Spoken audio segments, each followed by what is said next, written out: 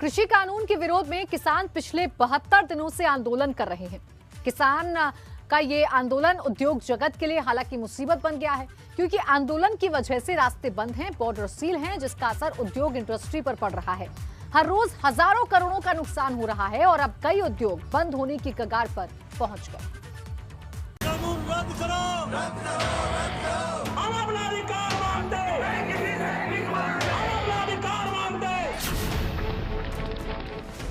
पहले कोरोना की मार, अब आंदोलन से हाहाकार। बॉर्डर सील, सड़कें जाम,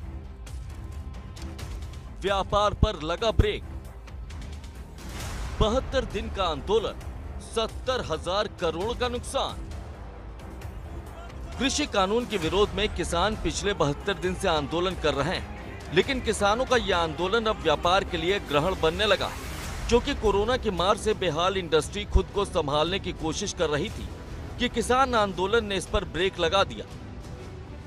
क्योंकि आंदोलन की वजह से माल की आवाजाही पूरी तरह से ठप है, जिसकी वजह से 70,000 करोड़ से ज्यादा का नुकसान हो चुका है। यानी हर दिन करीब 1,000 करोड़ का नुकसान हो रहा है, जबकि सिर्फ दिल्ली एनसीआर को अब तक 27,000 करोड़ का नुकसान हो चुका है।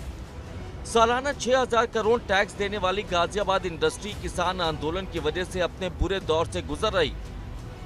सड़कें जाम है, बॉर्डर सील है, जिसकी वजह से पूरे व्यवसाय बंद पड़े हैं। क्योंकि गाजियाबाद में हल्के और भारी उद्योगों की तादाद करीब 22,000 है, जिसमें से कई उद्योग बंद होने की कगार पर पहुंच गए हैं। किसान आंदोलन को आज 72 दिन हो गए हैं और किसान लगातार दिल्ली गाजीपुर बॉर्डर पर बैठे हुए हैं, जिसकी वजह से जो गाजियाबाद का उद्योग जगत है काफ़ी परेशानी में है। आइए कुछ उद्योगपति हमारे साथ हैं, इनसे ज़्यादा बात करते हैं। इस आंदोलन की वजह से आप लोगों को कितनी परेशानी का सामना करना पड़ रहा है? मैं अरुण शर्मा हूँ, प्रेसिडेंट हूँ गाजियाबाद इंडस्ट्रीज फेडरेशन का। गाजियाबाद का उद्योग बहुत ज़्यादा प्रभावित है पिछले 72 दिनों से, क्योंकि किसान हमारे साथी जो बैठे हुए हैं, दिल्ली हरियाणा राजस्थान का टोटली रास्ता बंद है। जो ट्रांसपोर्टर है वो कोई भी गाड़ी लोड करने को तैयार नहीं है। जो कुछ गाड़ियां लोड कर भी रहे हैं तो 20-30% हमारा भाड़ा बढ़ गया है। तो उद्योग बहुत प्रभावित है। अगर ये जल्दी ही आंदोलन समाप्त नहीं हुआ तो अगले 15 दिनों में गाजियाबाद की 50% इंडस्ट्री बंद हो जाएगी। कोरोना से हम लोग उभरे थे, उसके तुरंत बाद ये उभर भी नहीं पाए थे, अभी भी डेली पेशेंट आ रहे हैं, और उसके बाद ये किसान आंदोलन ने इंडस्ट्री की कमर तोड़ दी है। जबकि कई ट्रेड जानकारों का मानना है कि किसान आंदोलन से 70,000 करोड़ का नहीं बल्कि 1 लाख करोड़ से ज्यादा का नुकसान हुआ है। इसे ऐसे भी समझा जा सकता है कि सिर्फ यूपी में ही 40,000 करोड़ का नुकसान हुआ है, जबकि एनसीआर को 27,000 करोड़ का नुकसान हुआ है। मगर पंजाब और हरियाणा से दिल्ली आने वाले माल की आपूर्ति का हिसाब लगाया जाए तो बड़े चौंकाने वाला आंकड़ा सामने आता है। इन दोनों राज्यों से अलग अलग सामान आपूर्ति प्रभावित हुई है, जिसका असर हिमाचल प्रदेश, जम्मू कश्मीर, मध्य प्रदेश, गुजरात, महाराष्ट्र और दूसरे राज्यों पर पड़ा है।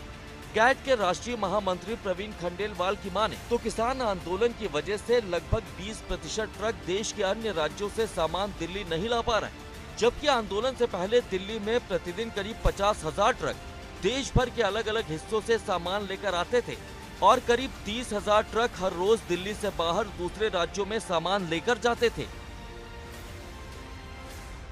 देखिए, किसान आंदोलन के लगभग 70 दिनों का हम मोटा मोटा यदि हिसाब लगाएं तो दिल्ली और दिल्ली के आसपास के क्षेत्रों में लगभग 65,000 से लेकर के 70,000 करोड़ रुपए का सामान आ नहीं पाया और 35,000 करोड़ से लेकर के 40,000 करोड़ तक का सामान दिल्ली से अन्य राज्यों में जा नहीं पाया।